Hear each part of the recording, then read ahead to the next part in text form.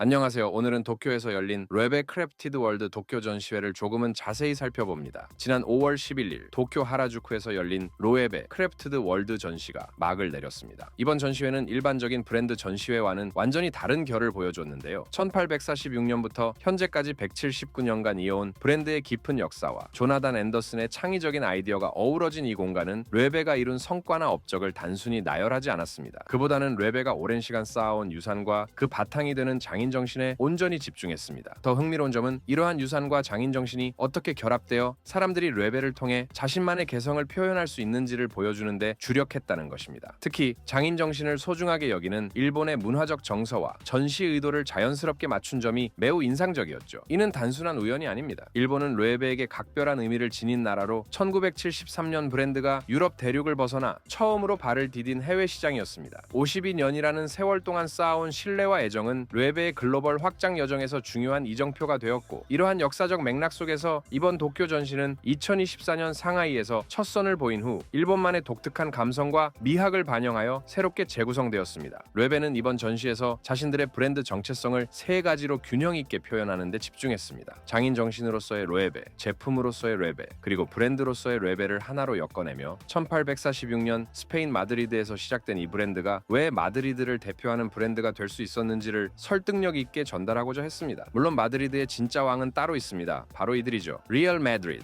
하라 마드리드. 전시 공간의 구현을 위해 레베는 네덜란드의 저명한 건축 스튜디오 웨메이와 손을 잡았는데요. 메이지 징후매역 인근의 광활한 1300평방미터 공간에서 펼쳐지는 이번 전시는 웨메이의 엘렌 반 론과 줄리오 마르게리가 총괄 설계를 맡아 스페인 럭셔리 브랜드의 정체성을 공간 언어로 표현해냈습니다. 웨메이는 단순히 아름다운 공간을 만드는 것이 아니라 각 공간이 방문객의 감각적 여정을 조율하여 브랜드의 이야기를 몸으로 느낄 수 있도록 하는데 주력했습니다. 전시는 7개의 서로 다른 테마 공간으로 구성되어 1846년 마드리드의 작은 가죽 공방에서 시작된 레베가 세계적인 명품 패션 하우스로 성장하기까지의 장대한 여정을 시간순으로 펼쳐 보입니다. 각 공간마다 레베의 고유한 정체성과 질감, 분위기를 부여하여 방문객들이 브랜드의 DNA를 직접 체험할 수 있도록 치밀하게 설계되었습니다. 이와 함께 전시의 가장 큰 볼거리 중 하나는 지브리 스튜디오와의 마지막 협업작인 하울의 움직이는 성 컬렉션이었습니다. 레베는 단순히 제품을 선보이는 것에 그치지 않고 왜 지브리와 손을 잡게 되었는지 그 배경과 맥락을 관람객들이 감각적으로 느낄 수 있도록 구성했죠. 이는 레베의 장인 정신이 일본 애니메이션의 섬세한 작업 과정과 어떻게 맞닿아 있는지를 보여주는 시도였습니다. 또한 디터 람스와 피카소 같은 거장들의 작품도 함께 전시하여 레베의 영감을 준 예술적 뿌리와 원천을 풍성하게 보여줬습니다. 결국 이는 레베가 단순한 패션 브랜드를 넘어 문화와 예술의 교차점에서 활동하는 창작자임을 증명하는 것이었죠. 크래프티드 월드 전시는 과거를 단순히 되돌아보는 것에 초점을 두지 않았습니다. 그보다 레베의 중요한 역사적 순간들을 체계적으로 조명합니다. 스페인 왕실 공식 공급업체로 지정되었던 영광스러운 순간부터 일본의 첫 매장을 오픈하며 글로벌 확장의 발판을 마련한 시기, LVMH에 인수되어 새로운 도약의 기회를 얻은 전환점, 그리고 크리에이티브 디렉터 조나단 앤더슨의 지휘 아래 전성기를 맞이하는 현재까지 브랜드의 이정표들을 전시 공간 속에서 의미 있게 담아내고자 노력했습니다. 크래프티드 월드 전시에서 가장 인상적인 부분은 179년이라는 로에베의 긴 역사에서 시작한다는 점입니다. 레베는 자신들이 축적한 역사를 화려하게 묘사하지 않습니다. 오히려 브랜드의 한결같이 추구한 가치를 보여주는 데 집중합니다. 특히 전시회 안에 아주 많은 공간을 할애하여 장인들을 강조합니다. 전시회의 첫 번째 섹션이 Born from the Hand인 이유도 이 때문이죠. 이 섹션에서 레베는 자신들의 정체성이 어디에서 나왔는지 분명하게 제시합니다. 그렇다고 단순히 과거를 보여주는데 그치지 않습니다. 레베의 장인 정신과 그 역사가 현재의 창조적 영감으로 어떻게 이어지고 있는지를 보여주는 데 집중합니다. 장인들의 도구와 예술 작품을 함께 배치하여 장인 정신 속에 담겨진 예술혼과 장인들의 노력을 직관적으로 전달하는 구성이 인상적이었습니다. 1846년 브랜드 초기부터 사용된 송곳, 베벨러, 버니셔 같은 도구들과 함께 1910년경 마드리드 매장의 흑백 사진, 여기에 이어지는 다양한 가죽 제품과 제품에 영감을 준 다양한 예술 작품들을 전시했습니다. 1959년 건축가 하비에르 카르바알이 설계한 마드리드 매장에 짜여진 가죽 의자, 1980년대에 출시한 향수병, 그리고 디터 람스가 만든 브라운 제품까지. 이는 간결함과 디자인의 본질을 강조하여 르에베의 장인 정신이 추구하는 가치를 보여줍니다. 이어서 웰컴 투 스페인 섹션으로 발걸음을 옮기면 갈리시아 전통 가옥에서 볼 수 있는 테라코타 소재와 자연스러운 질감들이 방문객들에게 스페인 문화 고유의 따뜻함을 전합니다. 방문객들은 스페인만의 미하기 르에베 디자인에 어떻게 영향을 끼쳤는지 알 수 있습니다. 이를 통해 르에베라는 글로벌 럭셔리 브랜드가 자신만의 뿌리가 어디에 기반하고 있는지를 전달합니다. 특히 따뜻한 색감과 유기적인 형태들이 스페인의 예술적 전통, 특히 피카소나 달리로 대표되는 초현실주의적 감성을 연상시키는 요소들이 곳곳에 배치되어 있었는데요. 많은 브랜드 전시가 최신 컬렉션이나 상품에 집중하는 것과 달리 르에베는 자신들의 뿌리인 스페인 문화와 장인 정신을 전면에 내세우는 차별화된 접근을 보여주었습니다.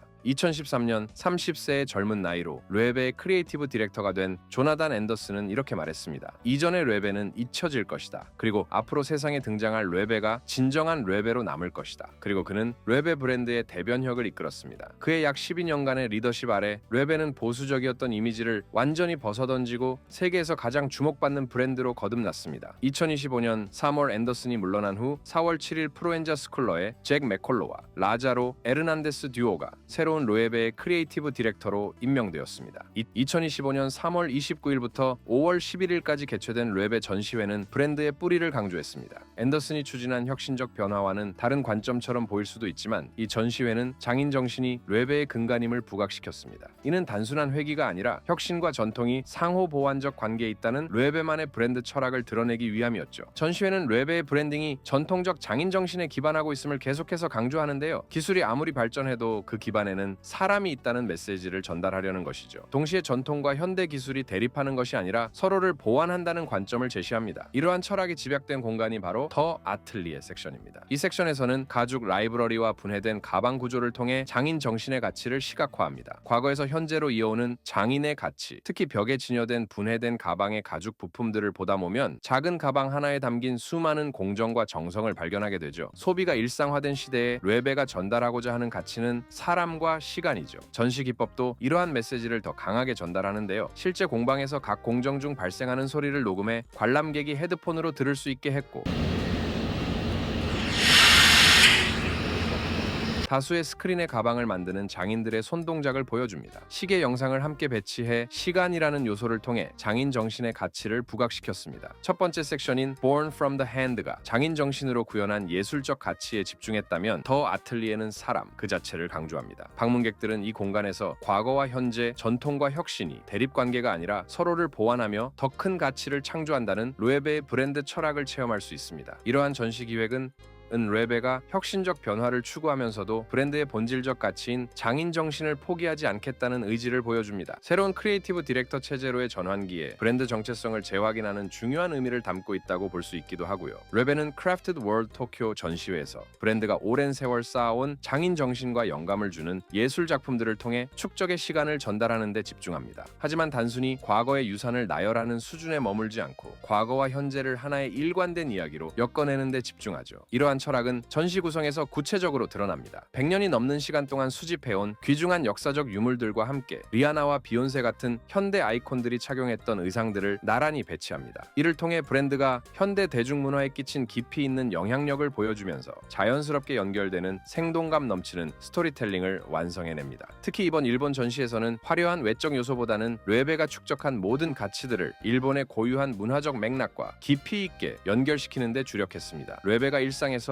일본인들에게 어떤 의미 있는 경험을 제공할지 그 핵심 동력을 바로 공기에라는 영역에서 찾았죠. 그리고 그 중심축을 일본인들의 정신세계 깊숙이 뿌리내린 모노즈쿠리 철학으로 설정했습니다. 르에베는 이러한 접근을 조상 대대로 면면이 이어져 온 전통 기법을 계승한 현대 장인들의 작품 소개로 구체화했습니다. 특히 400년이라는 세월 동안 오니시 가문이 보존해온 가마 쇠주전자 제작의 정교한 기술을 조명하고 르에베 공예상 수상의 연계를 아는 타나베 치쿠운사이 사세와 겐타 이시즈카의 뛰어난 작품들을 통해 수공예가 지닌 본질적 가치와 현대적 의미를 깊이 있게 전달하죠. 더욱 주목할 만한 것은 다양한 예술 영역과의 협업에서 탄생한 기억에 남는 작품들입니다. 스튜디오 지브리의 상상력 넘치는 세계관을 르에베만의 시각으로 재해석한 작품들과 도에가 후지타 스나의 섬세한 감성이 담긴 작품들이 그 대표적 사례입니다. 또한 더 캐슬룸에 위풍당당하게 자리한 2m 높이의 압도적인 하울의 성 가방은 일본 대중문화와의 깊이 있는 문화적 소통을 보여주면서도 전통적인 가죽 공예 기술이 현대적인 스토리텔링과 어떻게 조화롭게 융합될 수 있는지를 탁월하게 보여줍니다. 이러한 전시 철학은 공간 구성에서도 구현하고자 했는데요. 르에베는 단순히 완성된 작품들을 진열하는 정적인 전시를 넘어서 방문객들에게 오감을 자극하는 생생한 경험과 마음 깊숙이 울려 퍼지는 감정적 몰입을 전하는 데 집중하죠. 또한 스티커로 점차 덮여가도록 정교하게 설계된 계단은 일본 젊은 세대의 독특한 수집 문화와 참여 욕구를 세심하게 반영한 장치이기도 합니다. 르에베는 공예, 패션, 애니메이션 등 브랜드가 축적해온 각각의 요소들이 우리 삶의 문화적 풍경에 스며들어 영향을 주고 개인의 정체성을 표현하며 나아가 새로운 자아를 창조해가는 든든한 동반자라는 메시지를 전시회를 통해 전달합니다. 이는 예술과 패션 사이에 존재한다고 여겨지는 경계는 실제로는 없다는 메시지를 전하고자 하는 의도이기도 합니다. 이렇게 르에베는 단순한 럭셔리 브랜드를 넘어서 깊이 있는 장인 정신을 기반으로 한 브랜드이면서 동시에 일상 속 라이프 스타일의 핵심 파트너로서 자신을 포지셔닝하며 서로 다른 세대 간의 활발한 소통과 다양성을 포용하는 디자인 철학을 온전히 담아냈다고 할 수 있습니다. 여러분의 생각은 어떠신가요? 댓글로 알려주세요. 영상이 마음에 드셨다면 좋아요와 구독도 부탁드려요. 저는 다른 영상으로 다시 찾아오겠습니다.